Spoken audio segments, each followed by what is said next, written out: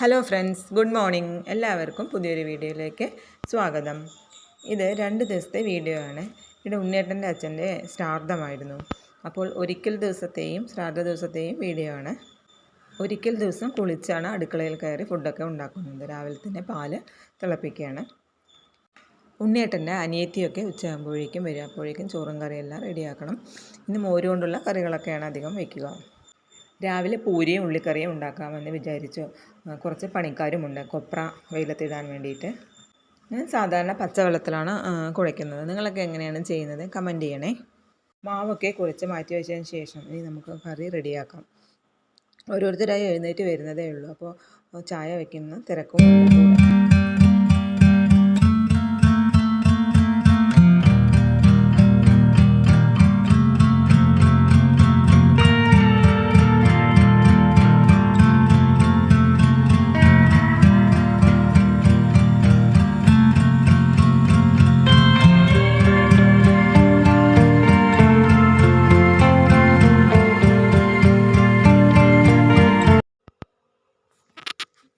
കുറച്ച് കഴിഞ്ഞപ്പോഴേക്കും പൂരിയൊക്കെ റെഡിയാക്കാൻ തുടങ്ങിയിട്ടുണ്ടായിരുന്നു.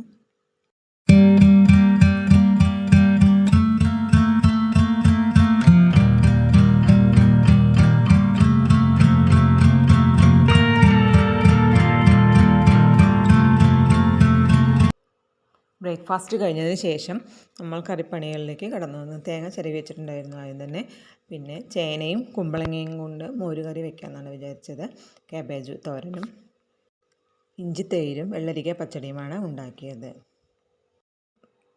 ഇത് പിറ്റേന്നത്തെ വീഡിയോ ആണ്.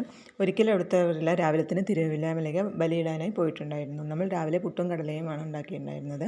തലേന്ന് കുതിർത്ത് വെച്ച അരി ഉഴുന്നെല്ലാം നമ്മൾ അരയ്ക്കാനായിട്ട് വൈകുന്നേരം നമ്മൾ ദോശയാണ് വെച്ചാണ് വെച്ച് കൊടുക്കുന്നത്. അതിനുശേഷം നമ്മൾ ചോറിനായ അരിയെല്ലാം ഇട്ടു. പിന്നെ മാവ് അപ്പത്തിനുള്ള മാവ് കൂട്ടി വയ്ക്കുകയാണ്. 4 പഴം, പപ്പടം, ഒരു പപ്പടം, എല്ലാം പച്ചരി കുതിർത്ത് നമ്മൾ വീട്ടിൽ തന്നെ അരയ്ക്കുകയാണ് ചെയ്യുന്നത്. അപ്പോൾ ആ പൊടിയെല്ലാം ശർക്കരയെല്ലാം പനിയാക്കി വെച്ചിട്ടുണ്ട്.